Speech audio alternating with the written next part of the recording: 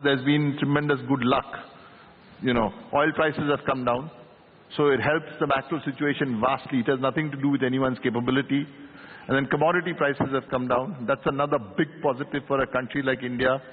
But do you think, on balance, that the ability to get the macroeconomic picture back on track to where it provides a huge amount of confidence, especially to international investors, is something that can be achieved within the next 12 to 18 months? Because if you look at what has happened, for instance, this year, the fiscal deficit still seems very worrisome.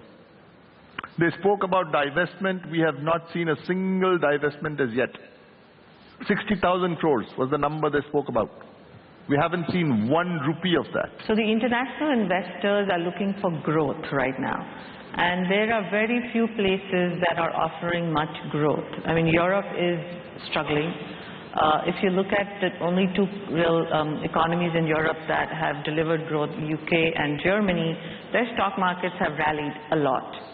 US has delivered growth, but that stock market has rallied a lot.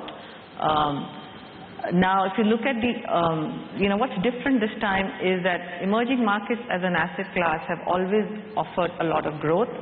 But within emerging markets, this time around, amongst the large 4, amongst the BRICS, it's really India that is standing out. Brazil and Russia are having their own set of problems. China is still growing, but it's decelerating.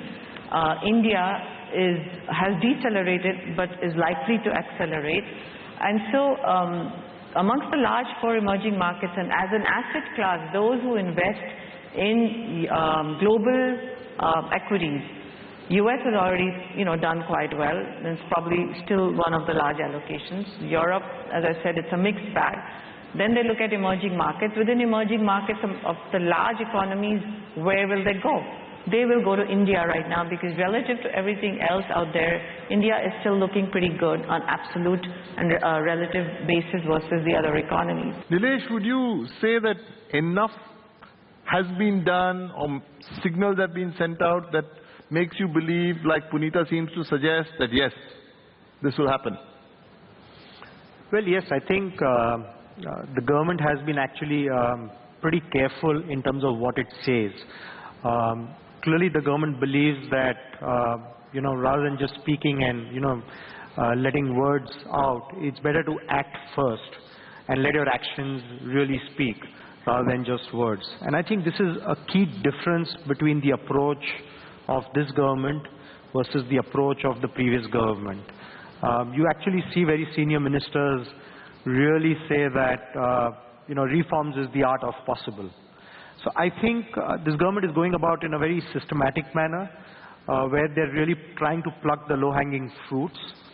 And so initially they've gone ahead with things which do not require legislative approval, which means that doing away with a lot of procedures, trying to kind of prepare a list of laws which are outdated, which need to be repealed. And then I think after that, they're going in for now some of the really big things. So I think there are already indications that both GST and amendments to the Land Acquisition Act are on priority. The labor reforms which the Rajasthan government has started have been approved by the President, and maybe this will become a role model for the other states to follow. So I think it's a fantastic blend of what needs to be done by the central government and what probably can be done by the state governments and pushed above and can be replicated by the rest of the states. So I think it's a good start, and I think in the next 6 months, you're probably going to see a lot more, not just noise, but a lot more action and a lot of outcomes and results of these initiatives. And it looks very clearly that for the next maybe 6 to 9 months, the focus will be on areas like GST, land acquisition, labor reforms. And I think that is going to be very good for corporate India and for entrepreneurs, because if you really look at it, we all know that there are 4 factors of production for any firm or enterprise. And these initiatives really try and address those very issues. And I think having started with that, the next probably focus would be on the various infrastructure projects. Andrew, it's very interesting. If you look at the market right now, It's a very two-tier market. I mean, you've got a bunch of, must-have, I-love stocks trading at 50, 40, 45 times forward earnings. I'm not talking of this year, which is, really exemplary in terms of what it says about the mindset of investors and their thoughts about the future.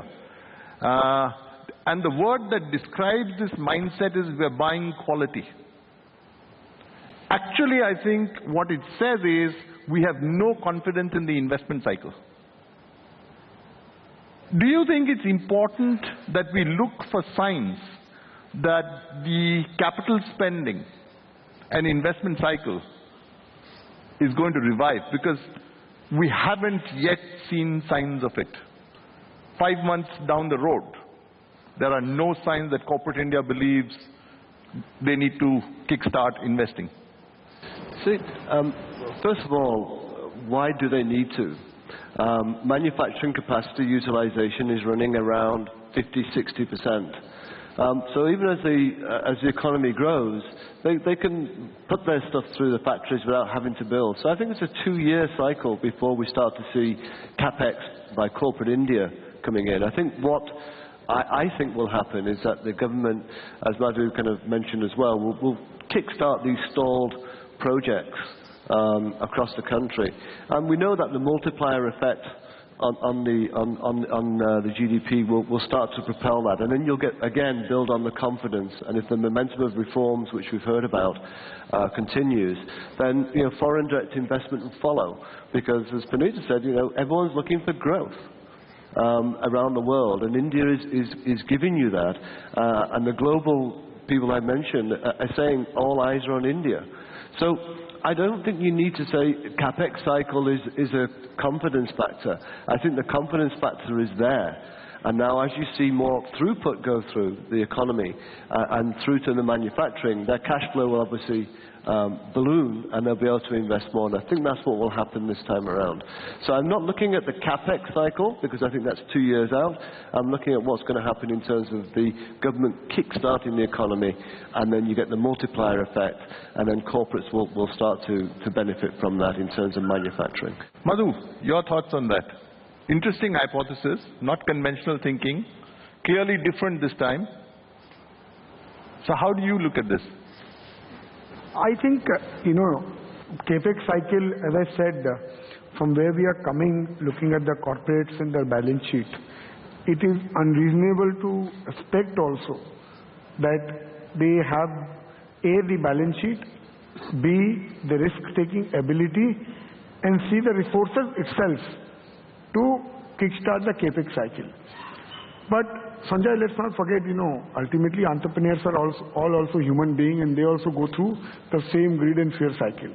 So what we experienced 12 months back, where people were wanting to pack up their bags and maybe settle out of India. A lot of entrepreneurs, I know they were planning to do that. A lot of professionals. Yeah, a lot of professionals were trying to do that. And that whole cycle is returned, that every day you hear that someone wants to come back here, not someone wants to go. So I'm not terribly... You're not worried about it. I'm not terribly worried about it, as long as, we are just getting into the right path. And the policy orientation is there. I am not too terribly worried about it. So it will happen. It will happen. It will happen. However, let's say that in a market this time around, to my mind, what is really different is the returns are getting front-loaded. Right. The most important point which I want to make is that, we are at early stage of bull market, but lots of companies are already trading at 30, 40, 50 P multiples. Which is what we spoke about. So we may actually have a situation wherein the growth will last for 5 years, but all the returns might be made in the next 2 years. Rather, the majority of the returns might be made in the next 2 years, wherein there will be a lot of feel-good, like what happened in China. You're still growing at 9%, 10% GDP, but the stock market is not giving you that return. Right. So you have a lot of good feel which will be around, but I don't know whether you can go from 50 multiple to 150 multiple. Correct. That's right.